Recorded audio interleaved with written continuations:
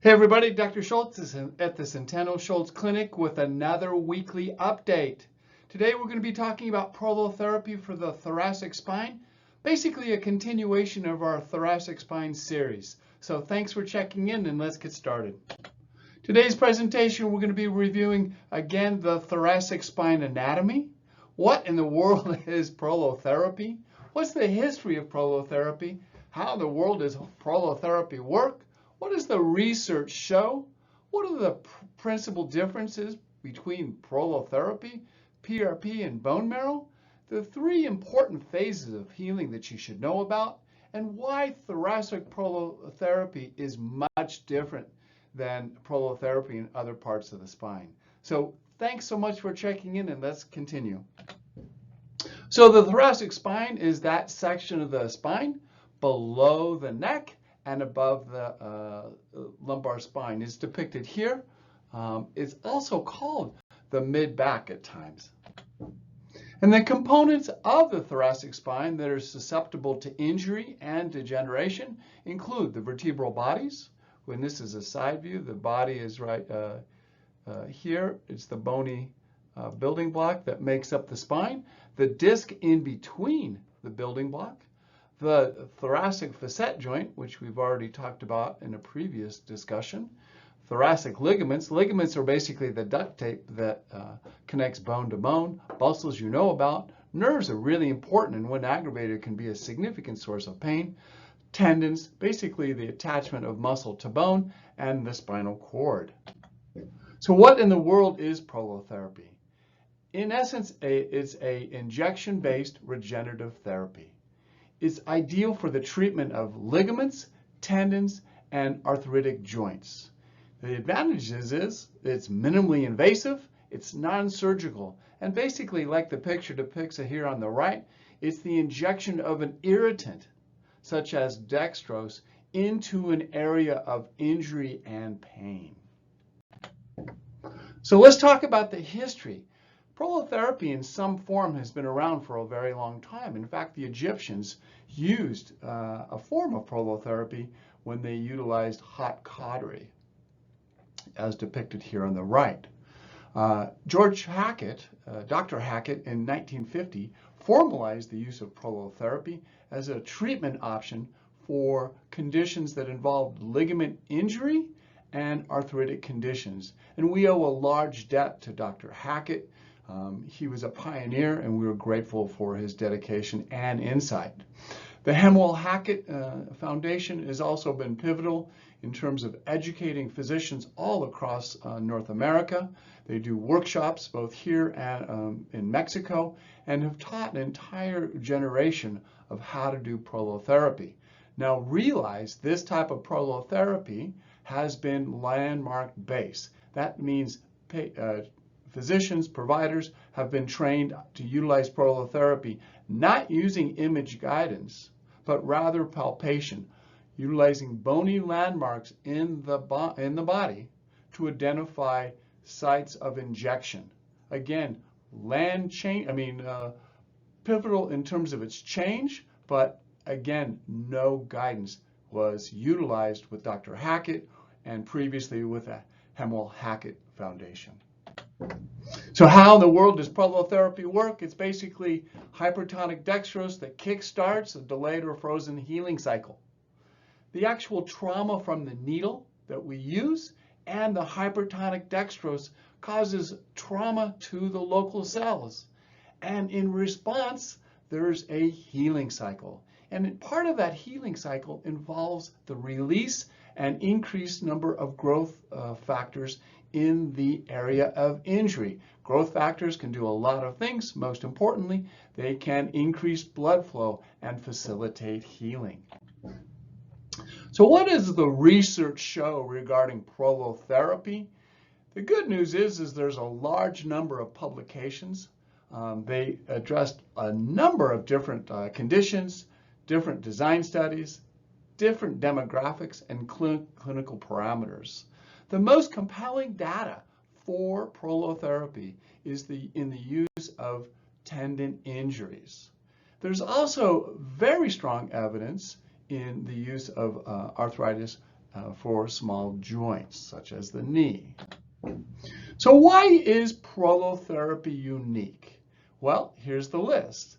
There's low cost. Dextrose is not very expensive. It's readily available. There's no refrigeration or storage requirements. It's easily mixed with local anesthetic and saline. And that's usually the cocktail that most prolotherapists use. It's the solution of hypertonic dextrose, some local anesthetic, and saline. And this can be performed in most clinics. Again, we don't need ultrasound or X-ray for lower or upper and lower extremity joint injections. And that's why it's so easy to use. Now, how does prolotherapy differ from bone marrow concentrate or PRP? There's some significant differences that you need to know. Well, with both the PRP and the bone marrow, as you know, you have to have aspiration of either the bone marrow or the blood. Then there's the processing, which can either be done at a bedside or at the Centennial Schultz Clinic. We have a university type lab that employs cell biologists, and we have a PhD. They can customize the PRP and the bone marrow concentrate. And then there's the storage issue. Once the bone marrow and PRP is concentrated, it cannot be left at room temperature. It has to be stored prior to the use in a patient. Let's talk about the healing cycle. It's very important that patients and providers both understand that there are 3 distinct phases. And here's an illustration by a graph on the right or the depiction here on the left. The first phase is inflammation, and that can be quite painful, as we all know. It typically occurs for the first 1 to 2 weeks. And that's that first hump here. Then it gives rise to the second phase, otherwise known as the proliferation. And that's when the fibroblasts lay down new disorganized tissue. That can last anywhere between 2 weeks and 6 weeks, and that's what's going on here. And then finally, the third phase, which is known as the maturation or the remodeling, and that occurs between 6 weeks and 6 months. And that's when the disorganized tissue becomes organized and it becomes a strong and stable ligament. So what does this all mean to a patient? Because it can be very confusing, and we get lots of emails or phone calls by patients that are confused. So for a patient response, phase 1, again, is the inflammatory phase. But what's interesting is those patients that have instability in their spine or their joints, due to the inflammation that's caused from the injection needle and or the prolotherapy, they actually report a honeymoon phase, a phase that is characterized by a reduction in pain and increase in stability. That's a blessing. Unfortunately, thereafter, they can have a clinical decline. When we go into phase 2, which is the proliferation, it is between week 2 and week 6, and that's generally associated with reduced stability and an increase in pain. Not a very nice time period, but it's so important if we want to get good clinical results. And finally, during the remodeling, when the disorganized ligament and tendon tissue becomes organized, stable, and strong, patients get a gradual improvement in pain and instability. So how is prolotherapy in the thoracic spine different? Well, this is not an injection your PCP or your orthopedic surgeon can perform. Why? Because it is associated with significant complications.